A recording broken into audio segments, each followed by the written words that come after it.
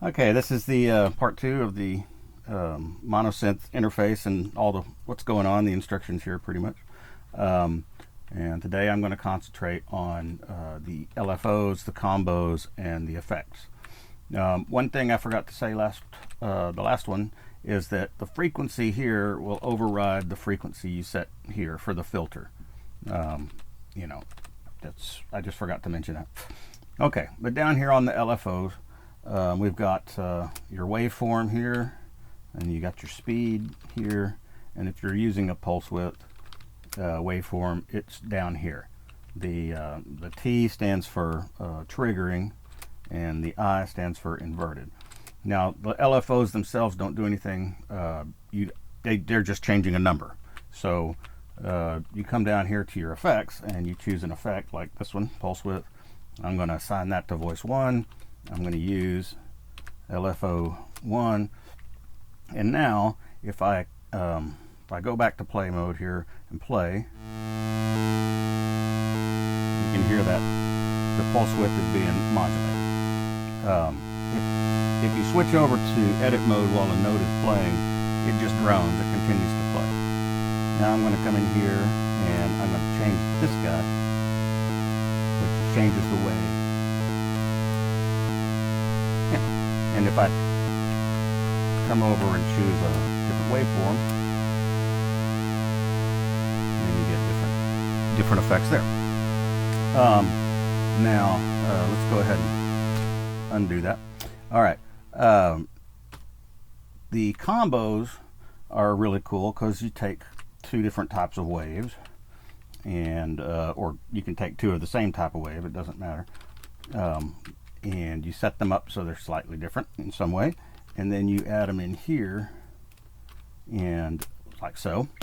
Now you can AND them, you can OR them, or you can exclusive OR them. Those are Boolean logic operations. ANDing tends to be subtractive, ORing tends to be additive, and exclusive ORing just who knows. But actually I love exclusive OR. That's one of my favorite Boolean operations. So now you come down here and you change this to, those are paddles, by the way. You could, but you change it to your combo here, and then when you play, here I'll just gate it this time.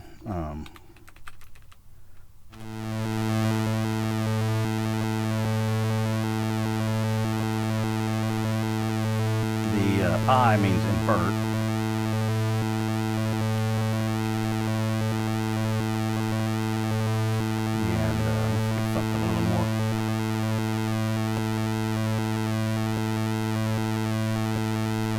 Come down to here and you can change your effect. But you can see that the combo is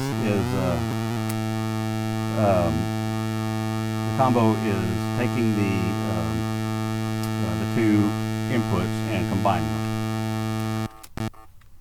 Now this guy trim's probably too high.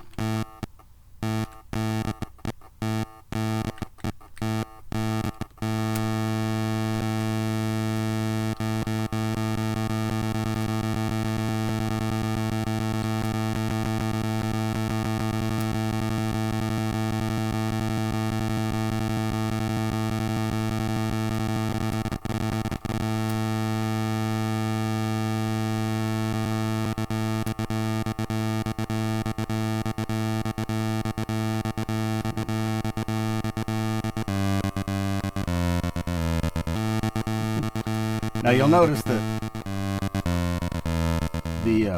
the effect is playing consistently, and it doesn't matter whether I'm playing.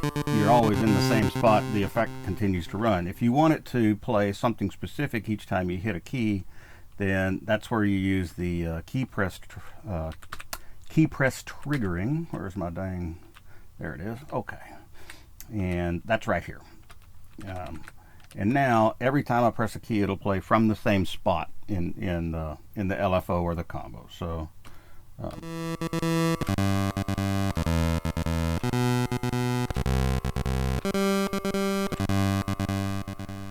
you can do multiple voices. So let's make multiple voices available here, and go back and let's change this guy here.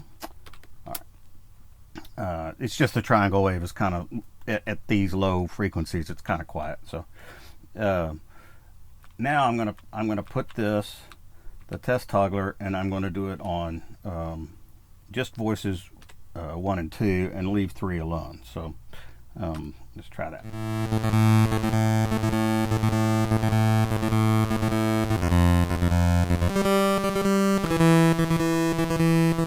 And part of what's happening there is the phase is changing between voices 2 and 3. The sawtooth wave, the test bit resets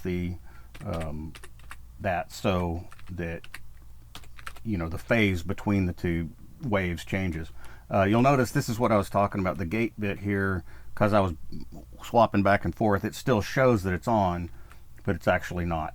So just that's just there to let you know you've done something. So now, even though I'm toggling test 1, it's not going to do anything, but go back in here and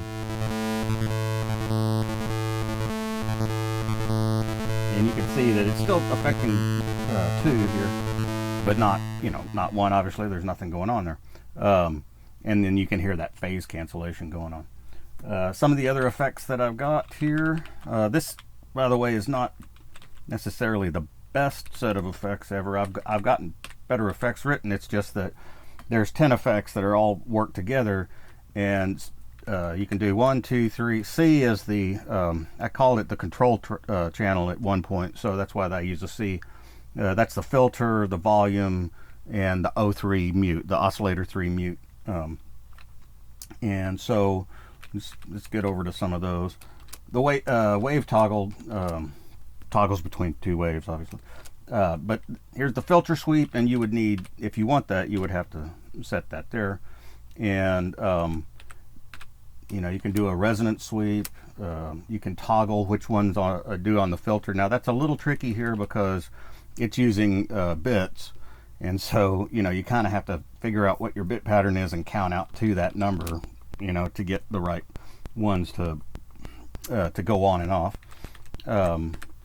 Then there's the tremolo, which is probably pretty self-explanatory, but it's just a volume thing, and it's really wonderful for rhythms and such like that. So